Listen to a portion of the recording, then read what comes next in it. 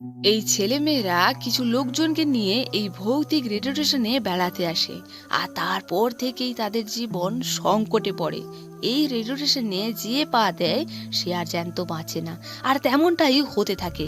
এক এক করে ওই বেড়াতে যাওয়া লোকেরা মরতে থাকে। কিন্তু কেন এমনটা হচ্ছে, এর পিছনে কি বা রহস্য আছে, তা জানতে হলে পুরো মুভিটি আপনাকে দেখতে হবে। বাই দ্য ওয়ে, তাহলে মুভিটি শুরু করা যাক।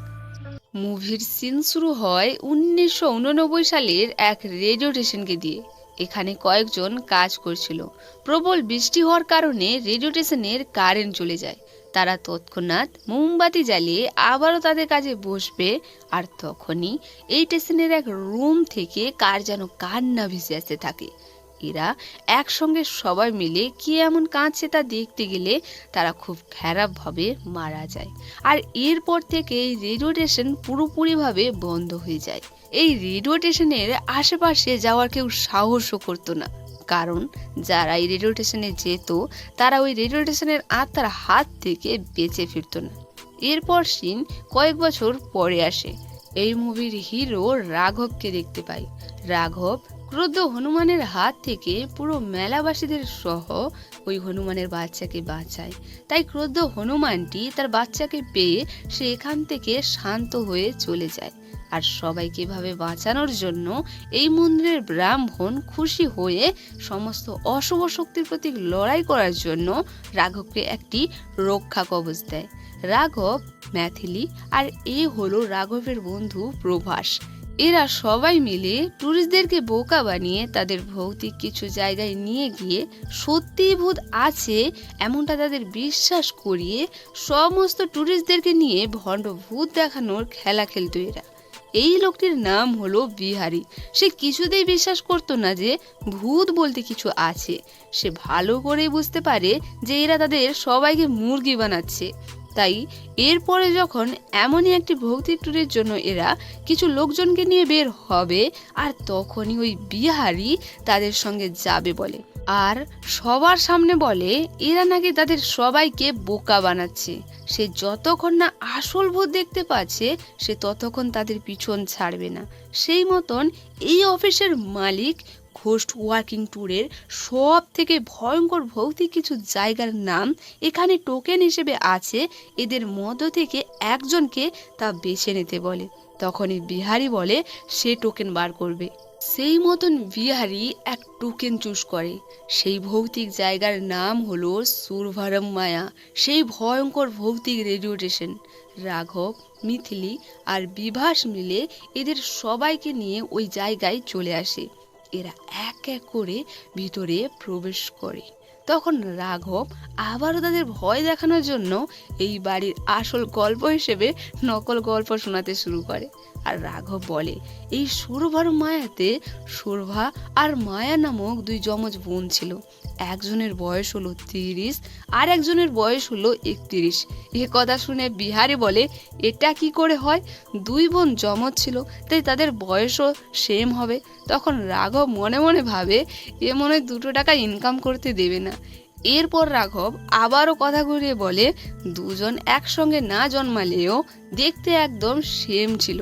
তখন পাশ থেকে বিভাস বলে তাদের বয়স আলাদা আলাদা হলেও কি হবে, দেখতে একদম একই রকমের ছিল।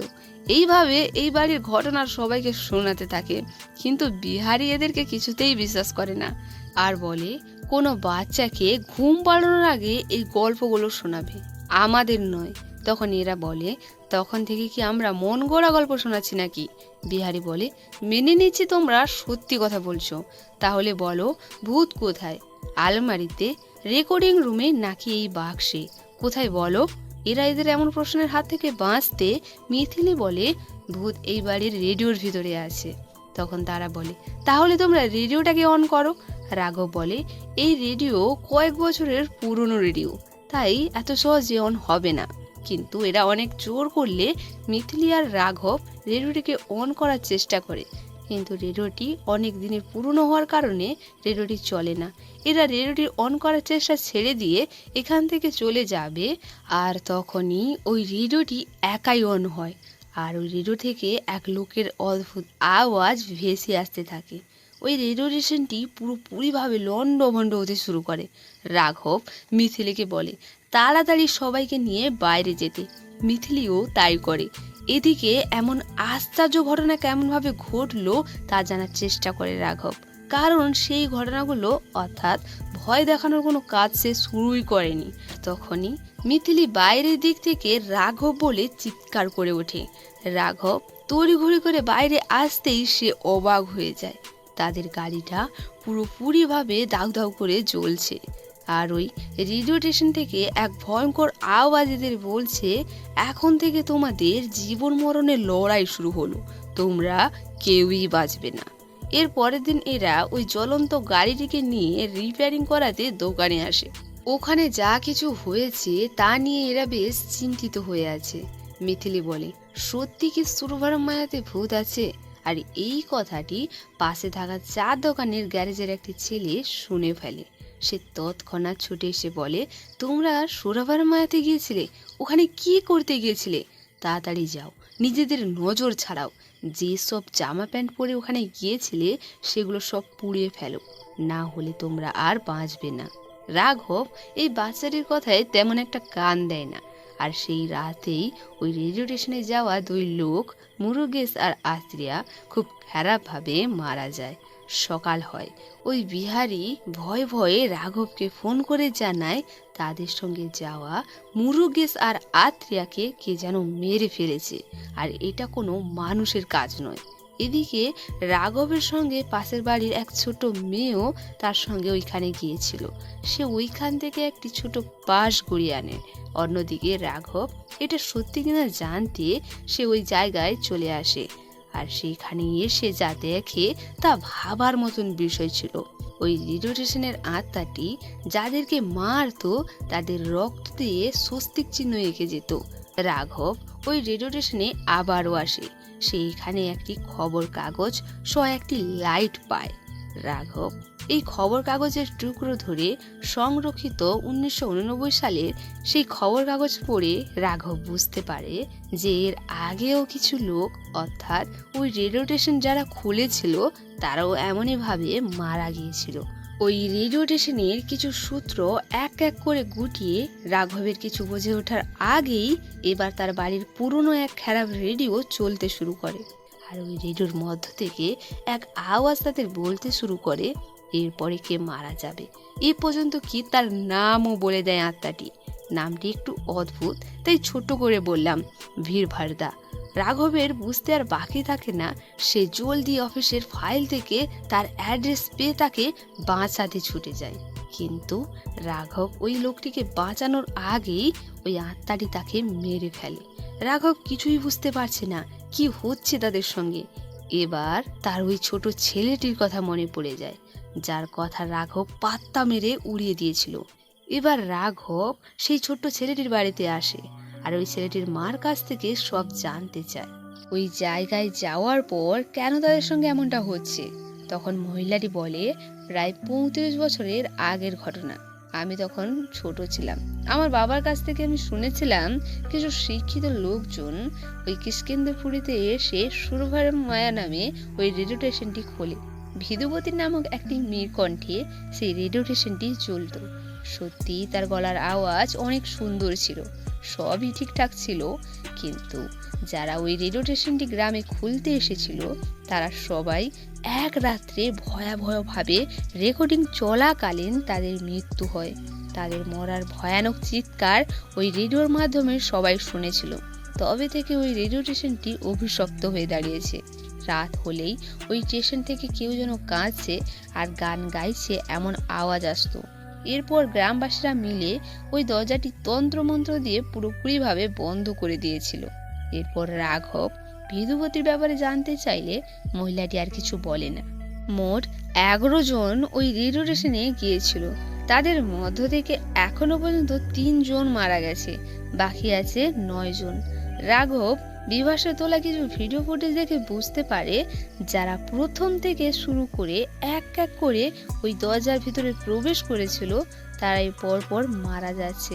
রাঘব তা বুঝতে পেরে ওই আত্মার সঙ্গে যুদ্ধ করে সবাইকে বাঁচাতে লেগে পড়ে। রাঘব মিথিলি আর বিভাসকে আগে থেকে পাঠিয়ে দেয় বাদ বাকি টুরিস্টদেরকে ওই রেডিও স্টেশনে নিয়ে আসার জন্য। এদিকে রাঘবও বাচ্চা মেয়েটিকে বাঁচিয়ে সেও চলে আসে এখানে। রাঘব সবার বাড়িতে থাকা পুরনো সব রেডিও এনে সব পুড়িয়ে ফেলে। এর ফলে ওই আত্মাটি অনেক রেগে যায়। এরপর সে পুলিশ স্টেশনে আসে। কিষ্কিন্ধ্যাপুরীতে সুরভারা মায়া রেডিও স্টেশনে 6 জন মারা কিভাবে গিয়েছিল এই কেসের ব্যাপারে জানতে চাইলে রাঘব জানতে পারে এই রেডিও স্টেশনে ভেদাবতী যে ছিল তার ব্যাপারে। সে আত্মহত্যা করেছিল। রাঘব পুলিশদের কাছ থেকে অ্যাড্রেস নিয়ে এরা চলে আসে ভেদাবতীর বাড়িতে। ভেদাবতীর বাবা আর মা ছিল। ভেদাবতীর মা তার মেয়ের শোকে পুরো পাগল হয়ে গেছে। রাঘব ভেদাবতীর রুম থেকে একটি ফটো ফ্রেম পায় যার মধ্য থেকে একটি প্রতিবন্ধী ছেলেকে ভেদাবতীর বাবাকে দেখিয়ে বলে এই ছেলেটিকে। তখন ভেদাবতীর বাবা বলে এই ছেলেটি তার মেয়ের সঙ্গে একই ক্লাসে পড়তো। ছেলেটি কেমন যেন একটা ছিল। এছাড়া ওই ছেলেটির ব্যাপারে সে বেশি বলতে পারবে না, কিন্তু হ্যাঁ একজন আছে যে ওই ছেলেটির ব্যাপারে ভালো বলতে পারবে। ওই লোকটির নাম হলো ভূষণ ভার্মা। উনি ওদের টিচার ছিলেন। রাঘব আর দেরি না করে ভেদাবতীর বাবার কাছ থেকে অ্যাড্রেস নিয়ে চলে আসে ভূষণ ভার্মার বাড়িতে। এরা ভূষণ ভার্মার সঙ্গে দেখা করে আর ওই ছেলেটির ব্যাপারে জানতে চায়। তখন ভূষণ ভার্মা ওই প্রতিবন্ধী ছেলেটির ব্যাপারে বলতে শুরু করে আর বলে ওই রেডিও স্টেশনে যেই আত্মাটি আছে সেটি একটি ছেলের আত্মা আর তার নাম হলো ভীষ্মপুত্র। ছেলেটি সবার থেকে অন্য রকমের ছিল। যখন চন্দ্রগ্রহণ শুরু হয়েছিল তখন ওই গ্রহণের সময় সেই অভিশপ্ত রাতে খুবই খারাপ দেখতে প্রতিবন্ধী হয়ে সে জন্মগ্রহণ করেছিল। সবাই মেনে নিয়েছিল ওই গ্রহণের দ্বারা অভিশপ্ত হয়ে ছেলেটির জন্ম হয়েছে। তাই তার বাবা সব সময় তাকে ঘৃণা করত, তার কাছ থেকে দূরে দূরে করে রাখতো। কিন্তু একমাত্র তার মাই তাকে জান প্রাণ দিয়ে ভালোবাসতো। সেও তার মাকে অনেক ভালোবাসতো। তার পুরোটা সময় তার মার সঙ্গে সময় কাটতো। কেউ যদি তার মাকে আঘাত করত সে তার উপর অনেক রেগে যেত। এরপর তার মামা তাকে নিয়ে ভূষণ ভার্মার কাছে এসেছিল। সে একটি ছোট ছেলে হলেও তার গলার আওয়াজ একদম প্রাপ্তবয়স্ক লোকেদের মতন ছিল। এইভাবে কিছুদিন পার হতে হতে সে বড় হয়ে ওঠে। এরপরে একদিন কিষ্কিন্ধ্যাপুরে বাইরের কিছু লোক এসে একটি রেডিও স্টেশন খোলে যেখানে ভয়েস অ্যাসিস্টের জন্য গ্রামের মধ্য থেকে ছেলে মেয়েদেরকে ওই স্টেশনে অংশগ্রহণের কথা বলা হয়। যারা সিলেক্টেড হবে তার ভয়েস ওই রেডিও স্টেশনের মাধ্যমে চারপাশে ছড়িয়ে পড়বে। এসব কথা ভীষ্মপুত্র তার মাকে জানায়। তখন তার মা ওই রেডিও স্টেশনে তার ভয়েস দিতে বলে। সে প্রথমে না করলেও পরে শুধু তার মার কথায় সে রাজি হয়ে যায়। ওই যে ভেদাবতী সেও নাম দেয়। আসলে ওই রেডিও স্টেশনের মালিকই হলো ভেদাবতীর হবু স্বামী। এর কিছুদিন পরে রেজাল্ট বেরোলে সবার মধ্য থেকে ভীষ্মপুত্রকে তারা বেছে নিয়েছিল। ভীষ্মপুত্র কিছু একটা করতে পেরেছে এই ভেবে সে অনেক খুশি হয়। তার মার মুখে হাসি দেখে তার অনেক ভালো লাগে, কিন্তু এমন হাসি তাদের মুখে আর বেশিক্ষণ থাকে না। সে কিছুক্ষণ পর জানতে পারে ওই রেডিও স্টেশনের লোকজন তাকে ধোঁকা দিয়ে ভেদাবতীকে তারা সিলেক্টেড করেছে। ভীষ্মপুত্র তার মার চোখের দিকে তাকাতেই পারে না। তখন ভীষ্মপুত্র রেগে ক্ষোভে ওই রেডিও স্টেশনে গিয়েছিল আর তারপর থেকেই তার কোনো হদিশই পাওয়া যায়নি। ভূষণ ভার্মা বলে আমি শুনেছিলাম তারা প্ল্যান করে তাকে মেরে ফেলেছে। এইসব ঘটনা তারা শোনার পর বাড়ি ফিরতে থাকে আর তখনই ঘটে অঘটন। এতক্ষণ যার কাছ থেকে তারা ভীষ্মপুত্রের কাহিনী শুনছিল তার সমাধি মাঝ রাস্তায় এরা দেখতে পায়। তাহলে এতক্ষণ এক আত্মার সামনে তারা বসেছিল।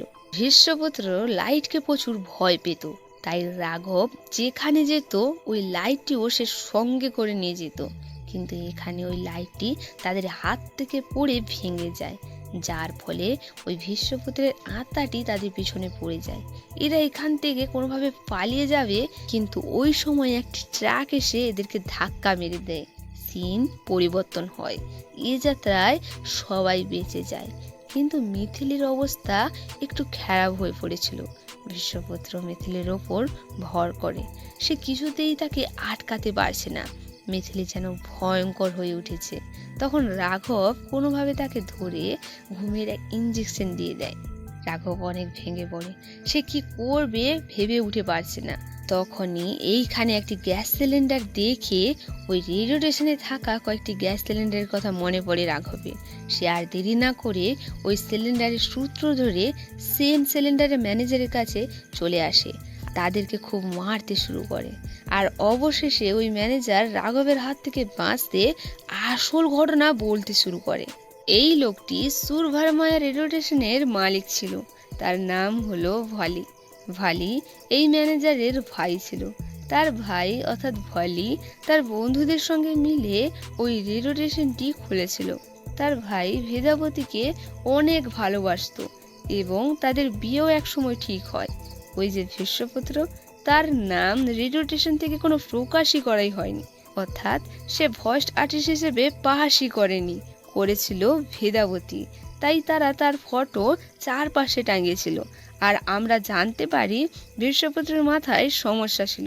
সে যখন ভেদাবতীকে তার জায়গায় দেখেছিল, সে পুরো পাগল হয়ে গেছিল। সে তৎক্ষণাৎ রেডিও স্টেশনে এসে কোনো কথা ছাড়াই সে ভেদাবতীর ওপর আক্রমণ করে। তার পরনের শাড়ি পরে এদের কাছে আসে। তখন ভালি ভেদাবতীর শাড়ি ভীষ্মপুত্রকে পরে থাকতে দেখে সে তাকে জিজ্ঞাসা করে, ভেদাবতী কোথায়? তার সঙ্গে তুমি কি করেছো? কিন্তু ভীষ্মপুত্র উল্টাই সবাইকে মারতে শুরু করে আর বলে, আমি এই রেডিও স্টেশনের ভয়েস আর্টিস্ট হই, এটা আমার মা চায়। এই বলে তার পাগলের পাগলামি আরো বেড়ে যায়। এদিকে ভীষ্মপুত্র ভেদাবতীর ইজ্জত পুরো মাটিতে মিশিয়ে দিয়েছে।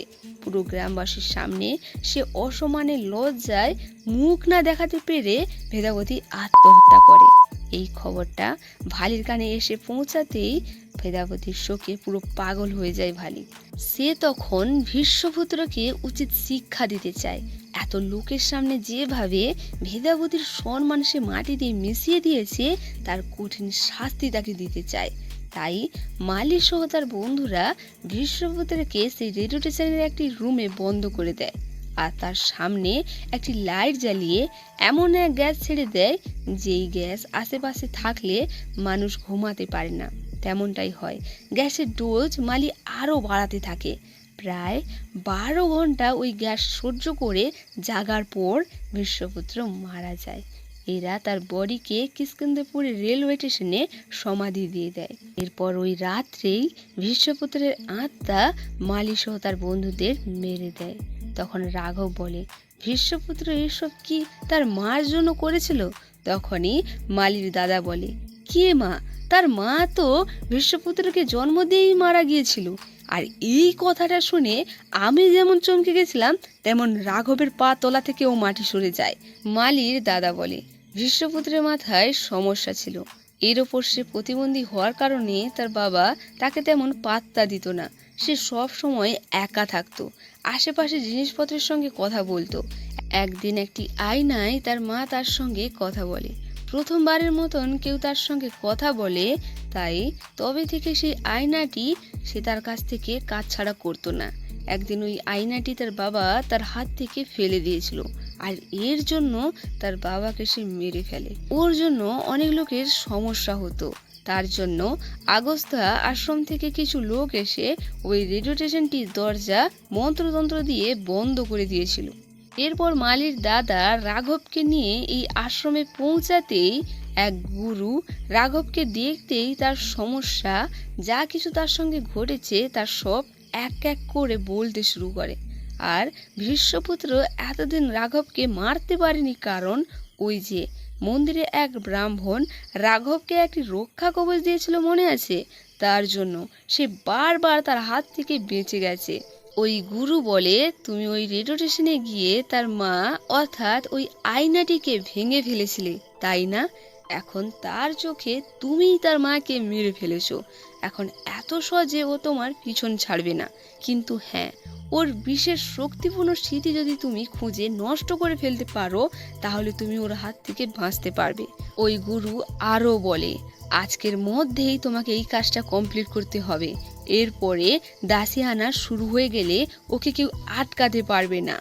রাঘব আর দেরি না করে ভীষ্মপুত্রের শক্তিপূর্ণ স্মৃতি যা যা আছে তা সে অনেক কষ্ট করে তার বাড়ি, রেডিও স্টেশন, যেখানে তাকে সমাধি দিয়েছিল, সব জায়গায় ঘুরে ভীষ্মপুত্রের কিছু শক্তিপূর্ণ জিনিস সে যতটুকু পেরেছে সে খুঁজে এনেছে। কিন্তু তার আসতে অনেক দেরি হয়ে যায় আর দাসী আনা শুরু হয়ে যায়। তখনই গুরু বলে, এগুলো দিয়ে তাকে আটকানো যাবে না।